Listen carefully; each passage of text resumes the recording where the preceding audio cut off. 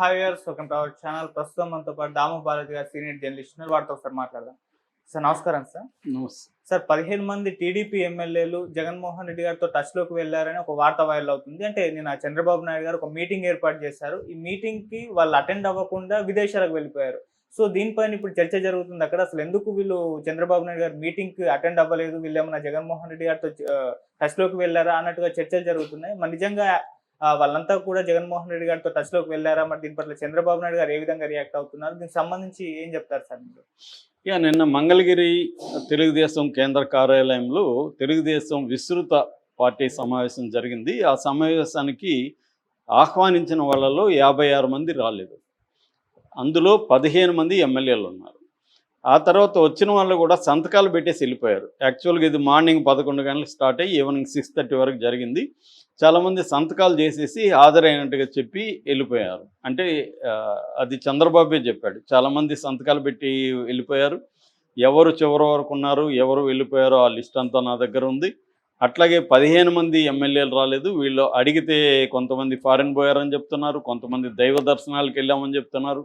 రెగ్యులర్గా మీరు ఫారిన్ పోయేట్టుకుంటే అక్కడే సెటిల్ అయిపోండి అని కూడా చంద్రబాబు అన్నాడు. దైవ దర్శనాలు మీకు ఎప్పుడు అవసరం లేదనేది ఒక విచక్షణ లేదా అని కూడా ఆయన అన్నాడు. అట్లాగే అంటే సరదాగా మాట్లాడాడు, కొన్ని సీరియస్గా కామెంట్లు చేశాడు. సో చర్య తీసుకుంటామన్నట్టుగా ఆయన మాట్లాడుతున్నాడు. అట్లాగే ఇప్పటి నుంచి ఆయన బోధ కూడా చేశాడు కొంతమందికి. ఇప్పటి నుంచి సుపరిపాలనకు సంబంధించిన సమీక్షలు అవసరం, డోర్ టు డోరు క్యాంపెయిన్లు అవసరం, ప్రజల మధ్య ఉండాలి మనం, అప్పుడే మనకు విషయాలు తెలుస్తాయి, ఇవన్నీ చెప్పాడు. సో మరోవైపు ఏంటంటే ఈ ఎమ్మెల్యేలు జగన్ టచ్లో ఉన్నారు అని ఒక వార్త వస్తుంది. ఎందుకంటే గతంలో కూడా ఇది వచ్చింది. ఎందుకంటే ఈ 1 ఇయర్ తర్వాత కొన్ని సర్వేలు చేయించాడు చంద్రబాబు. ఒకటేమో కేకే సర్వే. మనకు కేకే సర్వే ఎందుకు చాలా ఇంపార్టెంట్ అంటే మొన్న 2024లో అందరూ కూడా జగన్కి ఈ స్థాయి వస్తుందని ఎవరు చెప్పలేదు. కేకే సర్వే మాత్రమే దగ్గరగా చెప్పారు. సో అందువల్ల కేకే సర్వే అనేది సంచలనమైంది. తర్వాత అతను చాలా రాష్ట్రాల్లో ఫెయిల్ అయ్యాడు, అది వేరే విషయం. కానీ ఇక్కడైతే ఇది చేశాడు. ఇప్పుడు చంద్రబాబు తరఫున కేకే సర్వే, రైజ్ సర్వే, తర్వాత ఐవీఆర్ ఓన్గా ఐవీఆర్ దీంట్లో సర్వే చేయించుకున్నారు. దీంట్లో కేకే సర్వేలో 88 మంది కొత్తగా టికెట్లు ఇచ్చిన ఎమ్మెల్యేలు మళ్ళీ గెలిచే పరిస్థితి లేదు అనేది ఆ అబ్బాయి చాలా ఇంటర్వ్యూలో కూడా, అబ్బాయి పేరు కిరణ్ అనుకుంటా, అబ్బాయి చాలా చెప్పాడు కూడా. సో అబ్బాయి ఏం చెప్తాడంటే విపరీతంగా కరప్షన్ అనేది జరుగుతుంది. ఇంతకుముందంటే సిండికేట్స్ ఫామ్ అయ్యి ఒక పద్ధతిలో వాళ్ళు దోచుకునేవాళ్ళు. ఆ పద్ధతిలో దీని వెనక ఎవరున్నారు ఏంటని ప్రజలకు తెలిసేది కాదు. అంటే ఒక గుంబనంగా ఉండేది దోపిడీ అనేది. ఇవాళ బట్టబయలైపోయింది. అది విచ్చలవిడిగా ఎక్కడికక్కడ దోచుకోవడం మొదలుపెట్టారు. ఇటు లిక్కర్ దీంట్లో ఒక్కొక్క ఎమ్మెల్యే బెనామీలో అక్కడ 10 షాపులు 20 షాపులు పెట్టేసుకుంటున్నారు. వాళ్ళు మళ్ళీ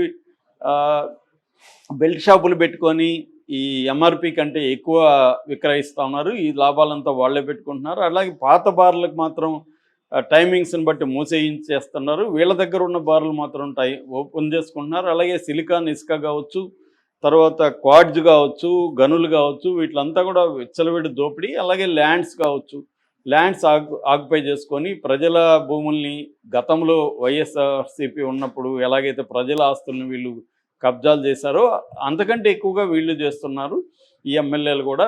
ముఖ్యంగా ఈ 88 ఎమ్మెల్యేల మీద ప్రధానంగా కేకే సర్వే చెప్పాడు. దాని తర్వాత రైజ్ సర్వేలో కూడా ఇట్లాగే తేలింది, విపరీతంగా ఎమ్మెల్యేల పట్ల వ్యతిరేకత ఉందనే చెప్తారు. అయితే ఇది ఎమ్మెల్యేల పట్ల వ్యతిరేకత కాదు, ఇదంతా వెనకుండి లోకేష్ నడుపుతున్నాడని జమీన్ రైతు పత్రిక ఒక డీటెయిల్ ఆర్టికల్ 2 రోజుల ముందు రాసింది.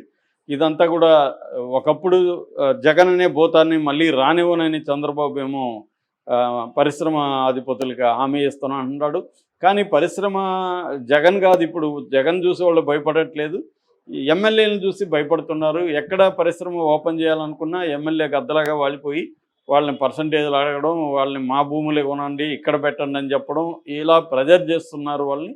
సో వీళ్ళని చూసి భయపడుతున్నారు కానీ జగన్ చూసి కాదు అనేది కూడా వీళ్ళు చెప్తున్నారు. జమీన్ రైతు అదే రాసింది. ఇదంతా లోకేషే చేయిస్తున్నాడు. ఎందుకంటే 90% పరిపాలన లోకేషే చేస్తున్నాడు కాబట్టి లోకేష్ మేము కప్పం కట్టాలని ఎమ్మెల్యేలు, ఎంపీలు, లోకల్ నాయకులు చెప్తున్నారు. అందుకని వాళ్ళు ఏ రకంగా కూడా వదలలేదు. ఈవెన్ చివరికి తమ భూమిని తాము అమ్ముకోవాలన్నా, కొనుక్కోవాలన్నా కూడా వాళ్ళకి వాటా ఇచ్చేయాలి.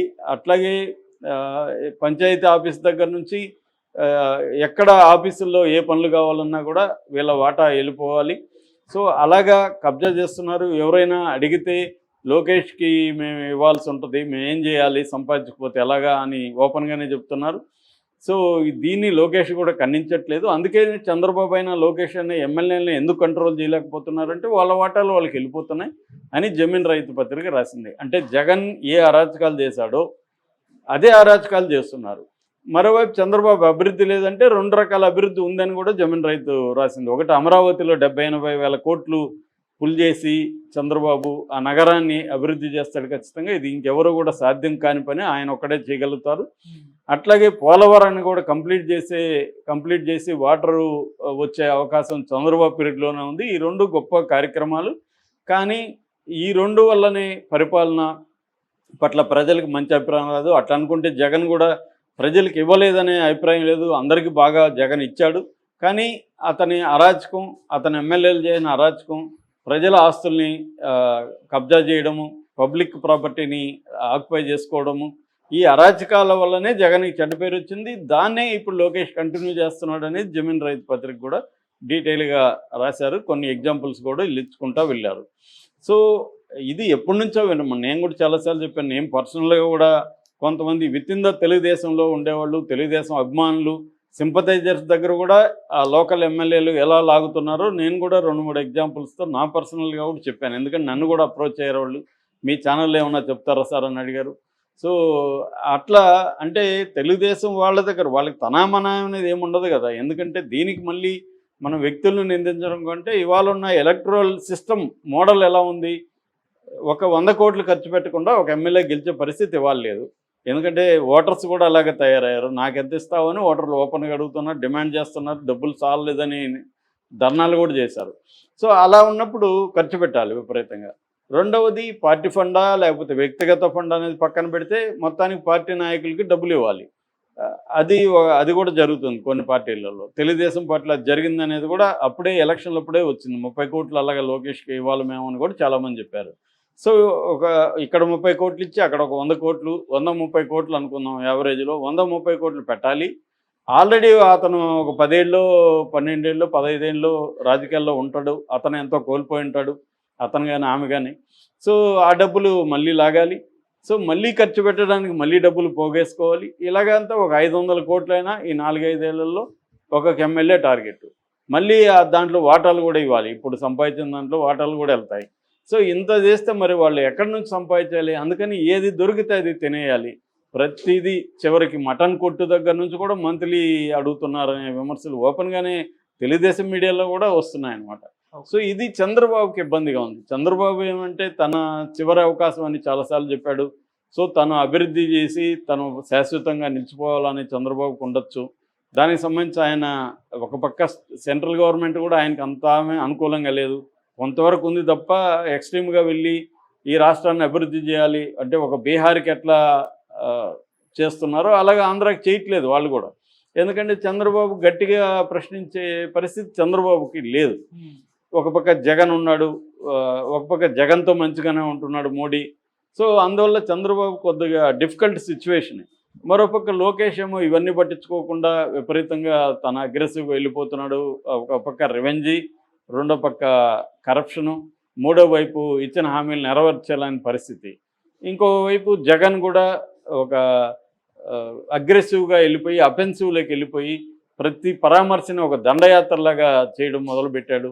ఈ ఇష్యూస్ అన్నీ ఉన్న సమయంలో విస్తృత పార్టీని డెవలప్ చేయాలి, కేడర్ని అసంతృప్తి లేకుండా చూసుకోవాలి అని చంద్రబాబు ట్రై చేస్తుంటే ఎమ్మెల్యేలు రాకపోతే 56 మంది ఇన్వైటీసే రాకపోతే అందులో 15 మంది ఎమ్మెల్యేలు రాకపోతే పరిస్థితి ఏంటి అనేది ఇప్పుడు చర్చ జరుగుతుంది. ఇది జగన్ క్యాష్ చేసుకునే అవకాశం ఉంది. ఆల్రెడీ జగన్ పార్టీలో కొంతమంది చేరడానికి ట్రై చేస్తున్నారని చెప్తున్నారు. సో వీళ్ళ మీద చర్య తీసుకుంటే జగన్ వైపు వెళ్ళే అవకాశం ఉంది. అందుకని చంద్రబాబు చర్య తీసుకోలేడు. చర్య తీసుకోకపోతే నెగిటివిటీ అనేది పెరిగిపోతుంది. ఇటువంటి ఒక కండిషన్ అయితే అక్కడ ఉంది. మేబీ దీన్ని ఇదేమి టైం ఏమి ఎక్కువ కాలేదు, 1 year అయింది కాబట్టి ఇంకా 4 ఏళ్ళు ఉంది కాబట్టి టైం ఉంది, దీన్ని కరెక్ట్ చేసుకోవచ్చు.